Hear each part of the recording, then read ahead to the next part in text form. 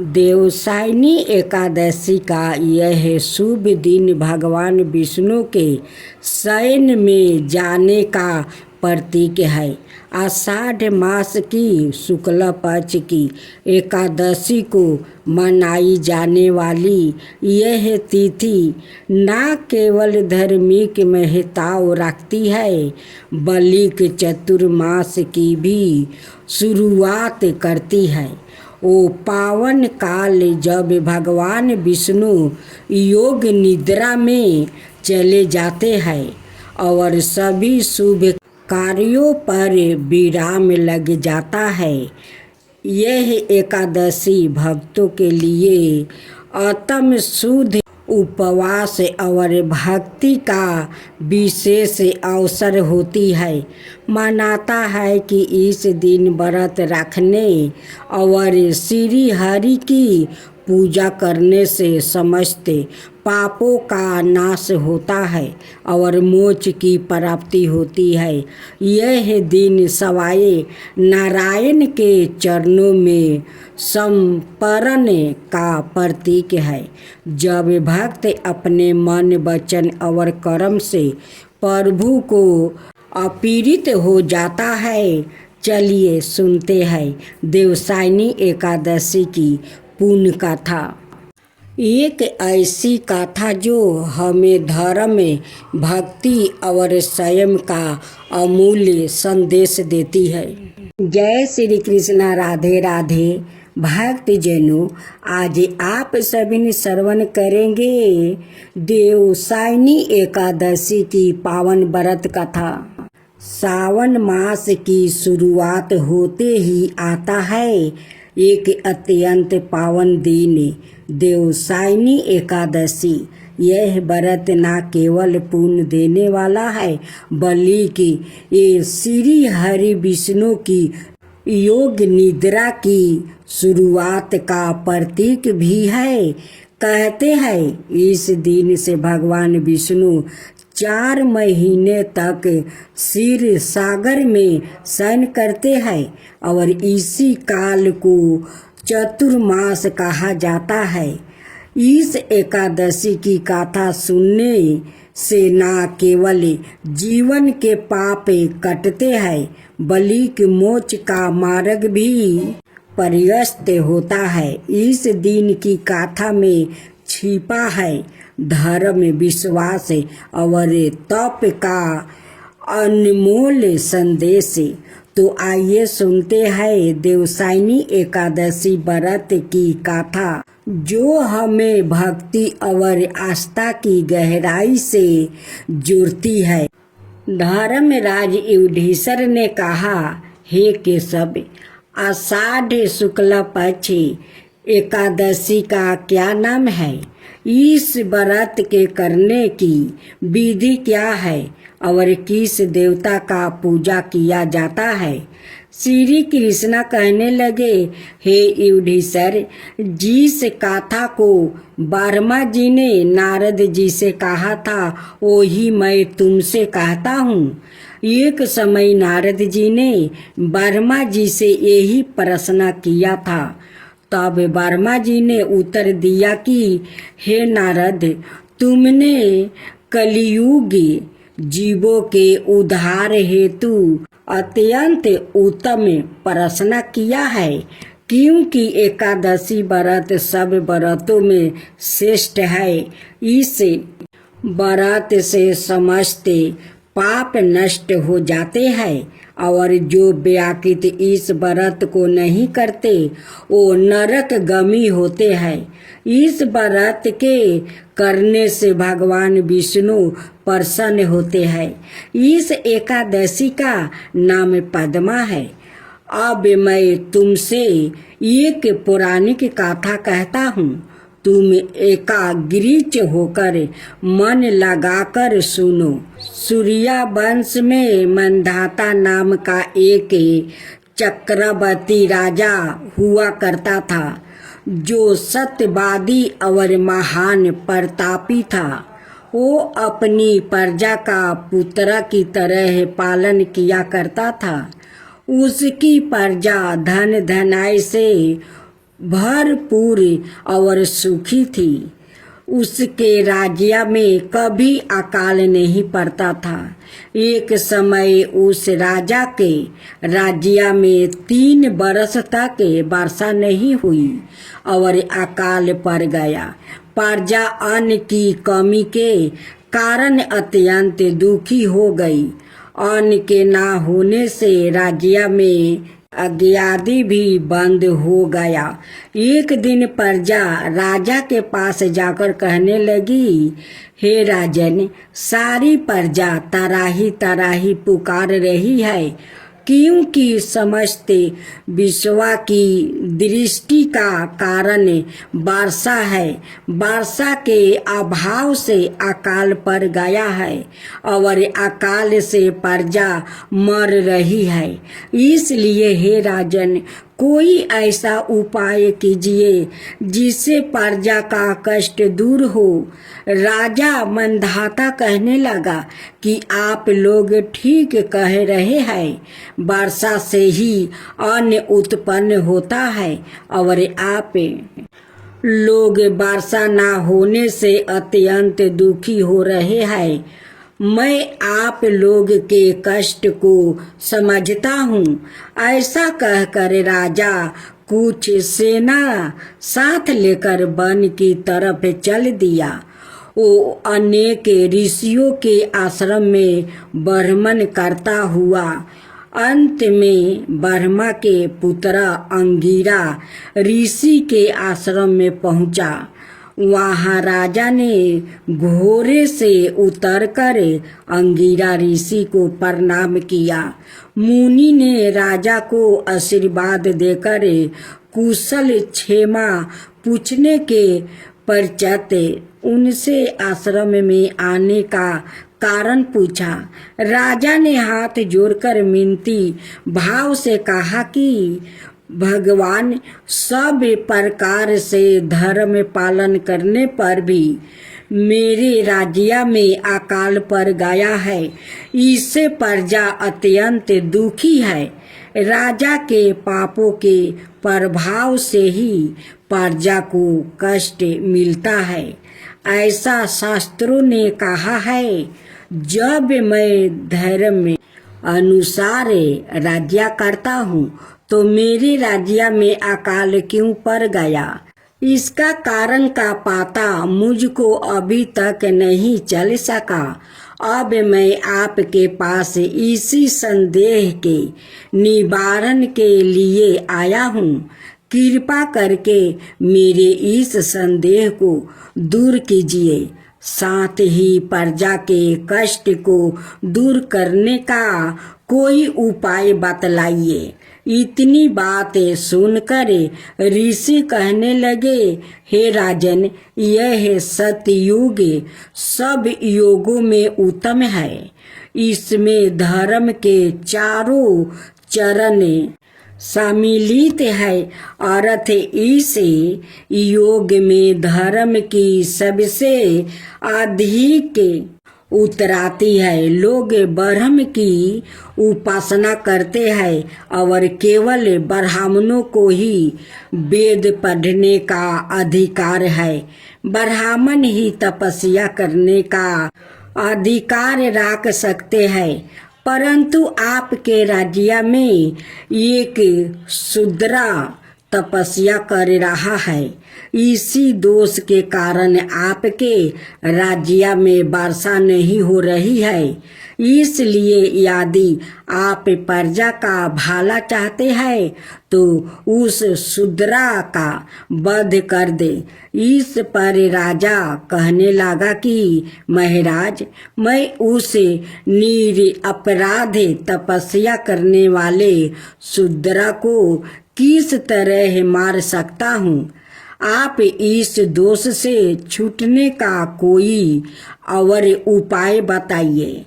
तब ऋषि कहने लगे, हे राजन, यदि तुम अन्याय उपाय जानना चाहते हो तो सुनो। आषाढ़ मास के शुक्ला पक्ष की पद्मा नाम की एकादशी का विधि पूर्वक व्रत करो। व्रत के प्रभाव से तुम्हारे राज्य में वर्षा होगी और प्रजा सुख पाएगी, क्योंकि इस एकादशी का व्रत सब सिद्धियों को देने वाला और समस्त उपद्रवों का नाश करने वाला है।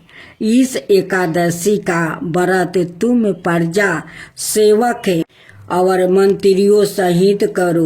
मुनि के इस वचन को सुनकर राजा अपने नगर को वापस आया और उसने विधि पूर्वक पद्मा एकादशी का व्रत किया। उस व्रत के प्रभाव से वर्षा हुई और प्रजा को सुख पहुंचा। अतः इस मास की एकादशी का व्रत सब मनुष्यों को करना चाहिए। यह व्रत इस लोक में भोग और परलोक में मुक्ति को देने वाला है। इसकी गाथा को पढ़ने और सुनने से मनुष्य के समस्त पाप नाश हो जाता है। श्री कृष्णा बोले कि हे राजन, आषाढ़ शुक्ला पक्ष की इस एकादशी को देवसायनी एकादशी भी कहते हैं। चतुर्मास का व्रत इस एकादशी से आरंभ होता है।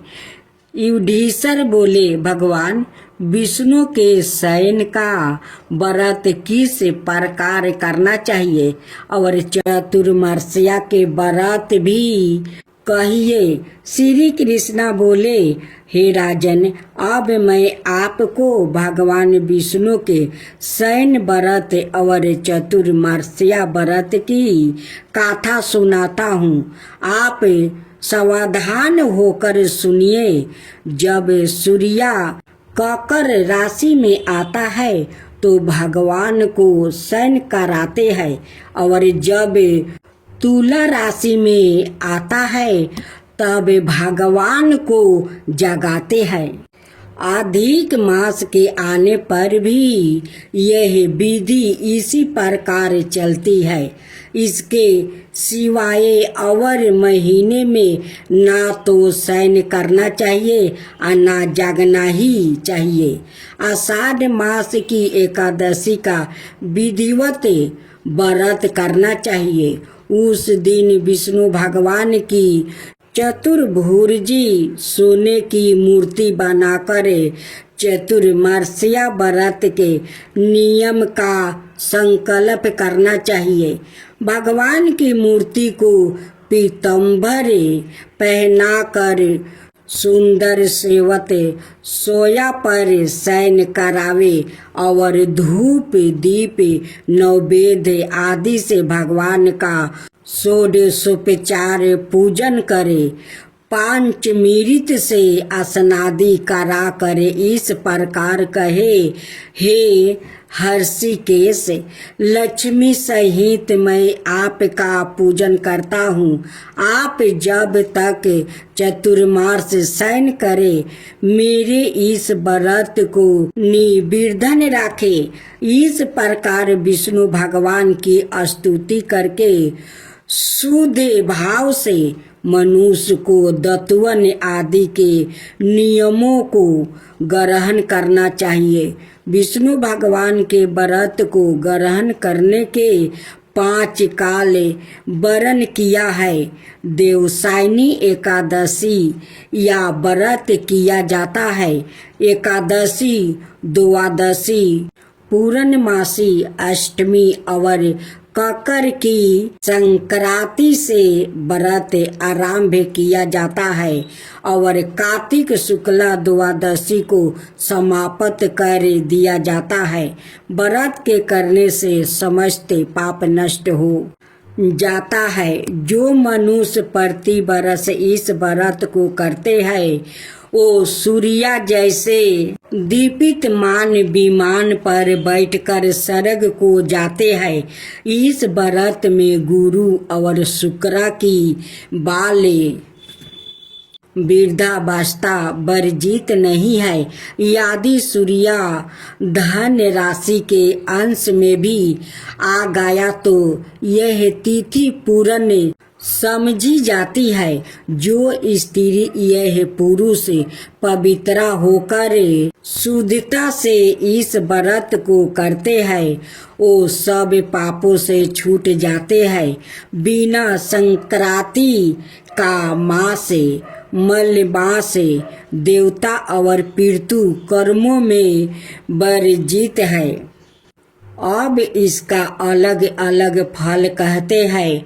जो मनुष्य प्रतिदिन मंदिर में झाड़ू देते हैं, जल से धोते हैं, गोबर से लिपते हैं, मंदिरों में रंग करते हैं, उनको 7 जन्म तक ब्राह्मण योनि मिलती है।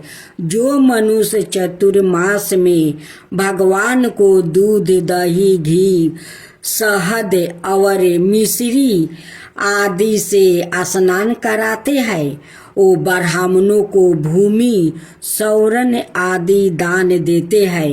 वो वैभवशाली होकर अंत में स्वर्ग में जाकर इंदिरा सुख भोगते हैं। जो मनुष्य भगवान की सोने की प्रतिमा बनाकर धूप दीप नैवेद्य और पुष्पा आदि से भगवान का पूजन करते हैं वो इंद्र लोक में जाकर अक्षय सुख भोगते हैं। जो तुलसी से भगवान का पूजन करते हैं या सौरन की तुलसी ब्राह्मणों को दान देते हैं वो सोने के विमान में बैठकर परम गति को प्राप्ति होते हैं। जो मनुष्य भगवान को गूगल की धूप और दीप अर्पण करते हैं उनको अनेक प्रकार की संपत्ति मिलती है और वो जन्म जन्मांतर के लिए धन धनाए हो जाते हैं। जो मनुष्य चतुर्मास में पीपल के वृक्ष और भगवान विष्णु की परिक्रमा करते हैं और पूजा करते हैं उनको विष्णु लोक की प्राप्ति होती है। जो संध्या समय देवताओं और ब्राह्मणों को दीप दान करते हैं और विष्णु भगवान का हवन करते हैं वो सुंदर विमान में बैठकर अप्सराओं से सेवित होते हैं। जो भगवान का चरणामृत लेते हैं वो सब कष्टों से मुक्ति हो जाते हैं। जो नृत्य प्रति मंदिर में तीनों समय 108 बार गायत्री मंत्र का जाप करते हैं उनसे भी पाप सदाए दूर रहते हैं।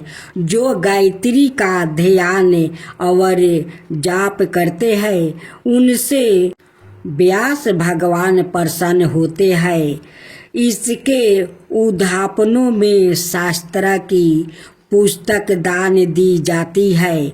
जो पुराणों वो धर्म शास्त्रों को पढ़ते या सुनते हैं वो वस्त्र और सौरन सहित ब्राह्मणों को वो दान देते हैं। वो दानी धानी ज्ञानी और कीर्तिवान होते हैं। जो मनुष्य विष्णु या शिव का स्मरण करते हैं अथवा उनकी सोने की मूर्ति दान करते हैं साथ ही यह प्रार्थना करते हैं हे शिव आपने त्रिपुरी नमक दैत्य को मारा है मेरे दोष को भस्म करके मुझको सर्द गुण दीजिए। वो पापों से रहित होकर धन्यवान गुणवान हो जाते हैं।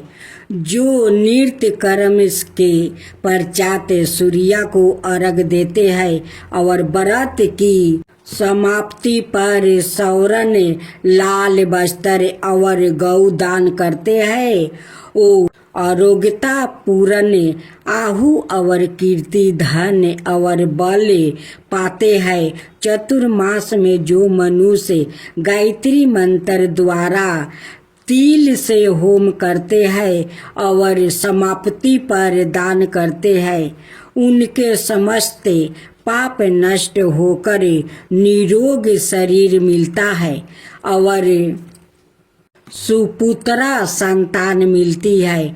जो मनुष्य अन्न से हवन करते हैं और समाप्त हो जाने पर घी का घूंघट भर कर बस्तर सहित दान करते हैं, वो ऐश्वर्यशाली होकर ब्राह्मण के समान भोग भोगते हैं और उनके शत्रुओं का नाश होता है। जो पीपल का पूजन करते हैं और अंत में सौरन सहित वस्तुओं का दान करते हैं, वो सब पापों से छूटकर भगवान के भक्त हो जाते हैं। और जो मनुष्य तुलसी को धारण करते हैं और अंत में भगवान विष्णु के नियमित ब्राह्मणों को दान करते हैं, वो विष्णु लोक को जाते हैं। जो मनुष्य चतुर्मास्या व्रत में भगवान के शयन के उपरांत उनके मस्तक पर नृत्य प्रति दूब चढ़ाते हैं और अंत में सौरन की दुर्बा दान करते हैं, वो भी वैकुंठ लोक को जाते हैं। और जो दान करते हुए इस प्रकार स्तुति करते हैं कि हे दुर्बा, तुम जीरा भांति इस पृथ्वी पर शाखाओं सहित फैली हुई, वो उसी प्रकार मुझे भी अजर अमर संतान दो। इस प्रकार स्तुति करके सोने की दुर्बा ब्राह्मण को दान कर दे। ऐसा करने वाले मनुष्य सब पापों से छूट जाते हैं और अंत में उनको स्वर्ग लोक की प्राप्ति हो जाती है। जो भगवान विष्णु और शिव के मंदिर में जाकर जागरण और शिव गान करते हैं, वो भी स्वर्ग को प्राप्ति होते हैं। जो चतुर्मास्या व्रत में उत्तम धावानी वाला घंटा दान करते हैं, उनको यह प्रार्थना करनी चाहिए, हे भगवान, हे जगत तपते, आप पापों के नाश करने वाले हैं। आप मेरे करने योग्य कर्मों को और ना करने योग्य पापों के करने से जो पाप उत्पन्न हुए थे उनको नष्ट करिए। व्रत की समाप्ति पर जो गायों का यह एक ही कपिला गाय का दान करते हैं, बस्तर दान करते हैं, अथवा जो नृत्य प्रति ब्राह्मणों को नमस्कार करते हैं, वो धन धनाय होते हैं, उनका जीवन सफल हो जाता है, साथ ही समस्त पापों से छूट जाते हैं। चतुर्मास में जो ब्राह्मणों को भोजन कराते हैं, उनकी आहु और लक्ष्मी की वृद्धि होती है। जो मनुष्य सौरन का सूर्या बनाकर ब्राह्मण को दान देते हैं, उसका फल 100 जगों के समान होता है। जो शिव जी परस थर्त चांदी या तांबे का दान करते हैं, उनको श्रद्धा से पुत्र की प्राप्ति होती है। जो शायद युक्त चांदी का बर्तन अथवा तांबे के पात्र में गुड़ भर कर और शयन होने पर तिल, सोना और जूते का दान करते हैं, वो शिव लोक को प्राप्ति होते हैं। जो मनुष्य चतुर्मास में ब्राह्मणों की पूजा करते हैं, अन्य वस्तु का दान देते हैं और समाप्ति पर सोया दान देते हैं, वो अक्षय सुख को प्राप्ति करके लक्ष्मीवान होते हैं। जो वर्षा ऋतु में गोपी चंदन दान करते हैं, वो भोग और मोक्ष को प्राप्ति होते हैं। जो सूर्या और गणेश जी का वो पूजन करते हैं, वो उत्तम गति को प्राप्ति होते हैं। जो चतुर्मास में भगवान का हवन करते हैं और सत्य कार्य दान करते हैं, साथ ही उद्यापन करते हैं, उद्यापन की विधि करते हैं, 4 फल या 8 फल वाले तांबे के पात्र में शक्कर भर कर वस्तु फल दक्षिणा सहित पुरोहित को देते हैं, उनके सब पाप नष्ट हो जाते हैं और उन्हें यशस्वी पुत्र की प्राप्ति होती है। हे कुंती पुत्रा, चतुर्मास से व्रत करने वाला मनुष्य गंधर्व विद्या में निपुण और स्त्रियों का प्रिय होता है। जो मनुष्य चतुर्मास से व्रत में फल फूल साग आदि का दान देते हैं वो सुखी और राजयोगी होते हैं। जो मनुष्य इस व्रत में प्रतिदिन सोठ मिर्च पीपल वस्त्र और दक्षिणा सहित दान करते हैं, अंत में सोने की सोठ मिर्च आदि दान करते हैं, वो 100 वर्ष तक जीवित रहकर स्वर्ग में जाते हैं। जो विद्यमान ब्राह्मण को मोती का दान करते हैं वो कीर्ति को प्राप्ति होते हैं। जो मनुष्य इस व्रत में तांबुल दान करते हैं अथवा जितेंद्रिया होकर पान खाना छोड़ देते हैं और अंत में लाल वस्त्र का दान देते हैं, वो सुंदरियाशाली निरोग विद्यमान भगवान और सुंदर वाणी बोलने वाले तांबूल के दान से देवता प्रसन्न होकर अनंत धन देते हैं।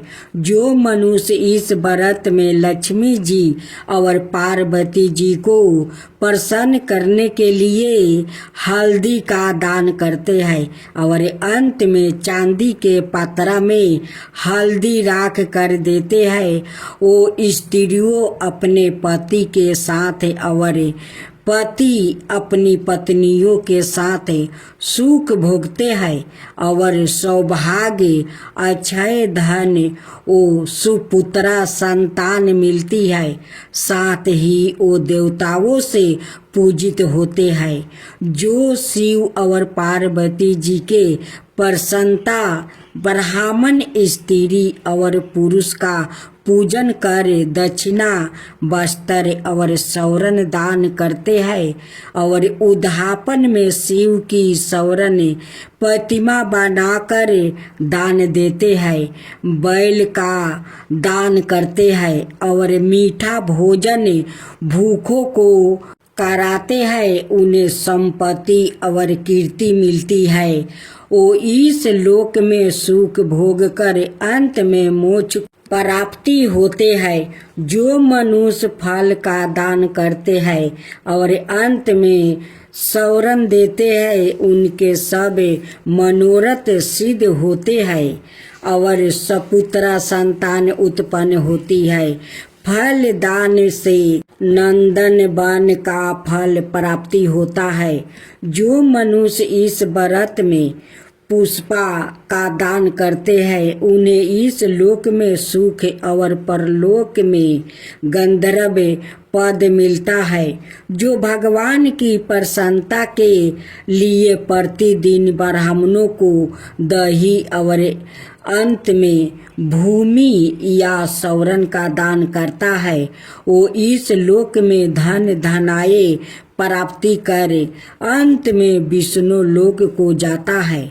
जो वस्त्र और आभूषणों सहित गौ और बछड़े का दान करते हैं, वो ज्ञान प्राप्ति करके ब्रह्म लोक को जाते हैं और पितरों के साथ अनेक सुखों को भोगते हैं। जो मनुष्य चतुर्मास में प्राजापत व्रत करते हैं और उसकी समाप्ति पर गौदान और ब्राह्मणों को भोजन कराते हैं। वो समस्त पापों से मुक्त होकर ब्रह्मा लोक को जाते हैं। और जो वस्त्रों वो बैलों सहित हल का दान करते हैं और साग मूल और फलों का आहार करते हैं वो विष्णु लोक को जाते हैं। जो मनुष्य केले के पत्रा या पलाश के पत्रा में भोजन करते हैं, कासे के पत्रा और वस्त्र दान करते हैं और तेल नहीं खाते, उनके समस्त पाप नाश को समाप्त हो जाते हैं। जो मनुष्य पयो व्रत करते हैं और अंत में दूध वाली गाय दान देते हैं वो विष्णु लोक को जाते हैं। चतुर्मास्या व्रत के प्रभाव से ब्रह्मा घाती सुरापान करने वाला असत्य भाषण करने वाला स्त्री घाती किसी व्रत में विघ्न डालने वाला अग्मय से गमन करने वाला विधवा के शील को भंग करने वाला ब्राह्मणी और चंडालनी के साथ भोग करने वाला इन सबके पापों को चतुर्मास्या व्रत नष्ट कर देता है। चतुर्मास्या व्रत के अंत में 64 फल कासे का पत्रा और वस्त्रों और आभूषणों के साथ गौ और बछड़ा दान करना चाहिए। जो मनुष्य भूमि को गोबर से शुद्ध करके भगवान का स्मरण करते हुए भोजन करते हैं और सिंचित भूमि का दान करते हैं वो धर्मात्मा राजा होते हैं और उनके संतान भी अच्छी होती है। उनको किसी शत्रु का भय नहीं होता और अंत में स्वर्ग लोक को जाते हैं। बैल का दान करने से 60 रस भोजन मिलते हैं। चतुर्मास व्रत में जो नृत्य प्रति जागरण करते हैं और अंत में ब्राह्मण को भोजन कराते हैं उन्हें शिवलोक की प्राप्ति होती है। जो एक समय भोजन करते हैं और अंत में निराहार रहते हैं और भूखों को भोजन कराते हैं भक्ति पूर्वक भगवान का भोजन करते है। भगवान के शयन करने पर भूमि पर सोते हैं। जो मैथुन नहीं करते वो यास्वी लक्ष्मी वन होकर स्वर्ग में जाते हैं। जो सपरिवार चावल या जौ का भोजन करते हैं और जो तेल नहीं लगाते अंत में कासे या मिट्टी के पात्रा में तेल भर कर दान करते हैं अथवा जो शाक नहीं खाते अंत में चांदी के पात्रा को बस्तर में लपेट कर या 10 प्रकार के सागों से भर कर वेद पाठी ब्राह्मणों को देते हैं। वो सब शिवलोक में जाकर कीर्ति प्राप्ति करते हैं। जो मनुष्य गेहूं जोड़ने का नियम करते हैं और व्रत के अंत में सोने के गेहूं बनाकर दान देते हैं और जो व्रत में इंद्रियों का दमन करते हैं उन्हें अश्वमेध यज्ञ का फल प्राप्ति होता है।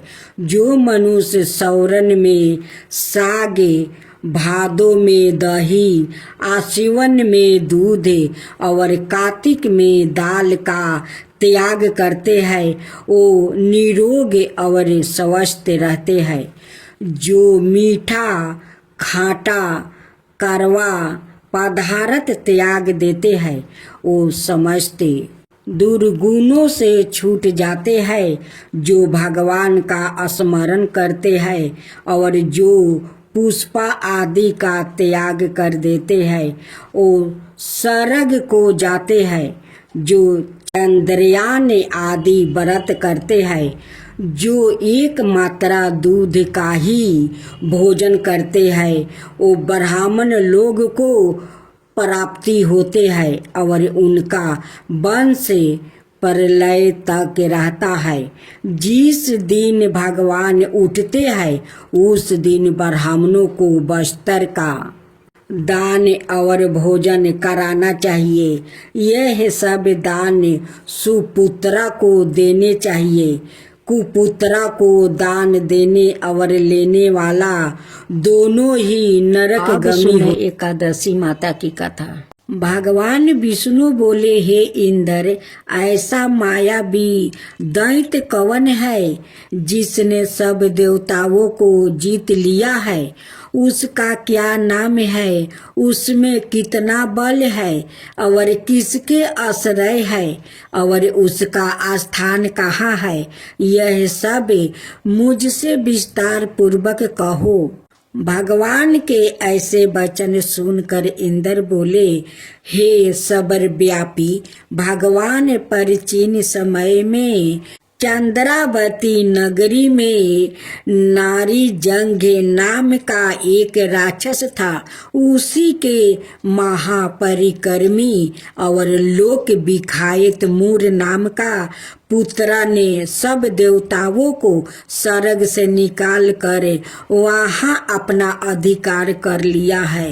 वो इंद्र, अग्नि, वरुण, यम, बाहु, ईशा, चंद्रमा, नैतिरथ आदि सबके स्थान पर अधिकार करके और सूर्या बनकर आप ही प्रकाश करता है। सवाई मेघ बन बैठा है और सबसे अजय है। हे असुर निकंदन, उस दुष्टों को मारकर देवताओं को निर्भय बनाइए। इंद्र के ऐसे वचन सुनकर भगवान विष्णु बोले, हे देवताओं, मैं शीघ्र ही तुम्हारे शत्रु का संहार करूंगा। तुम चंद्रावती नगरी को जाओ। इस प्रकार कहकर भगवान सहित सब देवताओं ने चंद्रावती नगरी की ओर प्रस्थान किया। उस समय दैत्यपति मूर दैत्य सेना सहित युद्ध भूमि में गरज रहा था। उस बलवान असुर की गरजना सुनकर सब देवता भय के मारे चारों दिशाओं में भागने लगे। जब सवाए भगवान विष्णु रणभूमि में आए तो दैत्य उनको भी देख कर अनेक प्रकार के अस्त्र शस्त्र और आयुध लेकर दौड़े। भगवान ने उनको आते देखकर सर्प के समान अपने बाणों से उनके शरीरों को बींध डाला। अनेक दैत्य उनके हाथों से मारा गया। केवल एक मूर ही बाचा रहा। वो अविचल भाव से भगवान के साथ युद्ध करता रहा। भगवान जो भी छीन बाण उसके शरीर में मारते, वो उसके लिए पुष्पा के समान हो जाते। शास्त्रों के प्रहार से उसका शरीर छीन बीन हो गया, परंतु वो फिर भी युद्ध करता ही रहा। अब वो आप से मलेल युद्ध करने लगा और 10,000 बरस तक उनका मलेल युद्ध होता रहा, परंतु वो दैत्य भगवान से पराजित ना हुआ। तब भगवान विष्णु युद्ध से थक कर बद्रिका आश्रम चले गए। वहाँ पर एक हेमवती नाम की सुंदर गुफा थी। उसमें विश्राम करने के लिए वो उसके अंदर प्रवेश कर गया। यह गुफा 12 योजन लंबी थी और उसमें एक ही द्वार था। भगवान वहां जाकर सो गया। वो दैत्य उनको सोया हुआ देखकर मारने के लिए उद्यत हुआ। वो अभी मारने का प्रयत्न कर ही रहा था कि उनके शरीर से एक अत्यंत प्रभावशाली सुंदर कन्या अस्त्र शस्त्र धारण किए हुए प्रकट हुई और दैत्य के सामने आकर युद्ध करने लगी। वो दैत्य उस बलवान कन्या को देखा, आश्चर्य विनीत होकर उसके साथ युद्ध करने लगा। उस कन्या के ऐसे भयानक पराक्रम को देखकर दैत्य विचारने लगा कि इस कन्या को किसने बनाया है जो ऐसा भयानक युद्ध कर रही है। वो ऐसा विचार कर ही रहा था कि उस महादेवी ने उस बलवान दैत्य के रथ को चूर चूर कर दिया और उसके अस्त्र शस्त्र को काट कर टुकड़े टुकड़े कर दिया। तब वो दैत्य महान क्रोध करके मल्लेल युद्ध करने लगा, परंतु देवी ने उसको धक्का मारकर मूर्छित कर दिया। जब वो दैत्य मूर्छित से जागा तो उस देवी ने उसका सिर काट डाला। इस प्रकार वो दैत्य तो पृथ्वी पर गिरकर मृत्यु को प्राप्ति हुआ और बाकी दैत्य डर के मारे पाताल लोक को भाग गया। जब भगवान विष्णु की निद्रा टूटी तो उन्हें मूर दैत्य का काटा हुआ सिर ओ कन्या को दोनों हाथों जोड़कर खड़े देखा। तब भगवान उस कन्या से पूछने लगे कि हे देवी, जिस दैत्य से इंद्रादि के सब देवता भयभीत होकर स्वर्ग से भाग गया था, उसको किसने मारा है? वो कन्या कहने लगी कि भगवान, जब आप निद्रा में थे तो यह दैत्य आपको मारने के लिए उद्यत हुआ। उस समय आपकी योग माया द्वारा आपके शरीर से प्रकट होकर मैंने इस दैत्य को मार गिराया है। यह सुनकर भगवान कहने लगे कि हे देवी, तुमने देवताओं के भय को दूर करके बड़ा भारी कार्य किया है। अत तुम अपनी इच्छा अनुसार वर मांगो। तब वो देवी बोली, हे भगवान, यदि आप मुझे वरदान देना ही चाहते हैं तो यह वरदान दीजिए कि जो कोई भी मेरा व्रत करे उसके सब पाप नष्ट हो जाए और अंत में मोक्ष को प्राप्ति होवे। जो इस व्रत का पुण्य है उसका आधा रात्रि को भोजन करने वाले को मिले और जो एक बार भोजन करे उसको भी आधा फल प्राप्ति हो जाए। मनुष्य भक्ति पूर्वक मेरे व्रत में एक बार भी भोजन ना करे उसको धर्म धन और मुक्ति प्राप्ति हो। भगवान ने कहा, हे कल्याणी, ऐसा ही होगा। मेरे और तुम्हारे भक्ति एक ही होगा और वो अंत में मोक्ष को प्राप्ति करके मेरे लोक को जाएगा, क्योंकि तुम एकादशी को प्रकट हुई हो और तुम्हारा नाम एकादशी ही होगा।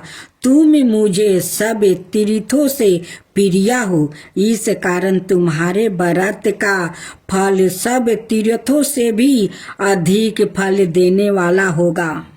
ऐसा कहकर भगवान अंतर्ध्यान हो गए और प्रभु के उत्तम वचनों को सुनकर एकादशी माता प्रसन्न हुई। भगवान श्री कृष्णा कहते हैं कि युधिष्ठिर, सब तीर्थों के फल से एकादशी व्रत का फल सर्वश्रेष्ठ है। एकादशी व्रत करने वाले को मैं मोक्ष पद देता हूँ, उसके शत्रुओं का नाश और समस्त विघ्नों का नाश करता हूँ। यह मैंने तुमको एकादशी माता की सब वृत्तांत बतलाया है।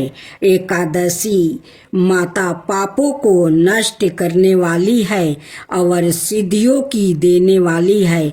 उत्तम पुरुषों को दोनों पक्ष की एकादशियों समान ही सामना करना चाहिए। कोई भेदभाव नहीं समझना चाहिए।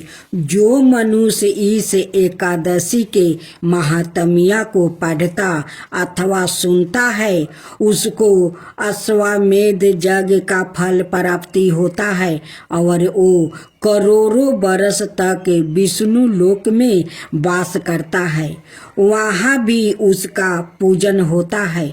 जो मनुष्य एकादशी माता की महात्म्य के चौथे भाग को पढ़ता है, उसके भी अनेक पाप नष्ट हो जाते हैं।